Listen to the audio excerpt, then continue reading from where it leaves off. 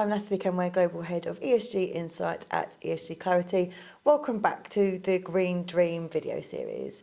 So today I have in our studio John Mulligan, Climate Change Lead and Director of Market Relations at the World Gold Council. Thank you so much for coming in today, John. Thank you for inviting me. So as we were talking about just before, gold is probably not an obvious choice for an ESG portfolio. But how is gold relevant in the context of decarbonising the economy? So first of all, it may not be obvious, but I think there's some compelling arguments for gold as a sustainable investment. Whenever you're looking at physical backed assets, you're looking at responsible sourcing, the provenance, where they come from. Obviously, as you say, we're looking at climate impacts.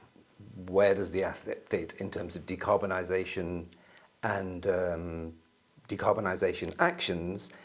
And then we have issues to do with wider impact, wider social and economic impact. And actually gold can say something positive about each of those.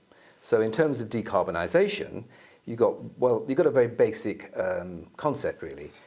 Bullion and bullion-backed products aren't associated with further accumulation of emissions. And that's quite rare. There's very few assets out there that don't accumulate further emissions.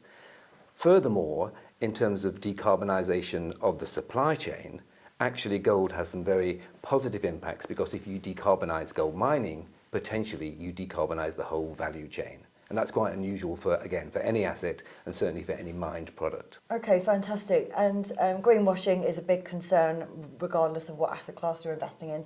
How can investors avoid greenwashing investing in gold? Well, I think in investing in any product, investors are obliged to do some due diligence.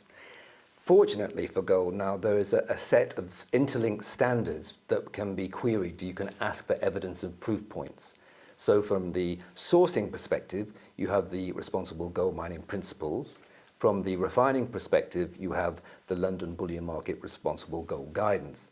And those two kind of interlink so that investors, consumers of all physical gold products can basically check where the gold comes from and that it is produced and supplied to very high standards of ESG. So, as I say, there is this sense of provenance and responsible sourcing, and I think that's key. You need to ask the questions.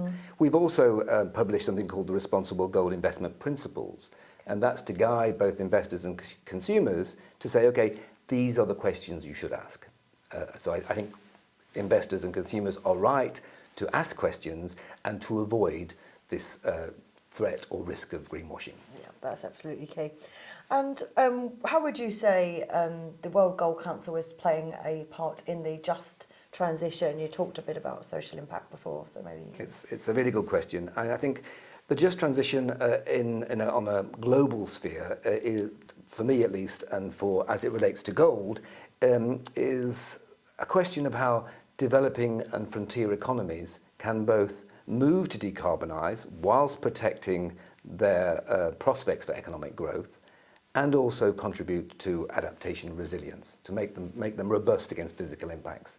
Now, a lot of the countries and regions in which gold is produced are actually fairly limited in terms of capacity, in terms of their ability to initiate that transition.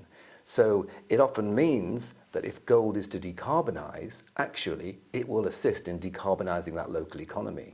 And if you look at a lot of frontier or developing economies such as Burkina Faso or the DRC or even South Africa, what you see is that it's been the gold production process, and gold mining in particular, that has brought and prompted renewables. Otherwise, that renewable infrastructure probably wouldn't happen. The decarbonisation would still be waiting for it. So actually, the gold value chain can quite significantly contribute to decarbonisation. Fantastic. Thank you for sharing that with us. And we always end the Green Dream with this question. What is your favourite sustainable drink or snack? So I brought a prop. Oh, amazing. I know you asked this question, and for anybody who's interested in answering that question, I recommend Mike Berners-Lee's excellent How Bad Are Bananas? Subtitled The Carbon Footprint of Everything. And for me, there are two aspects to this. I'm a tea drinker, and tea is a relatively low carbon drink, unless you add dairy, milk, which is higher carbon.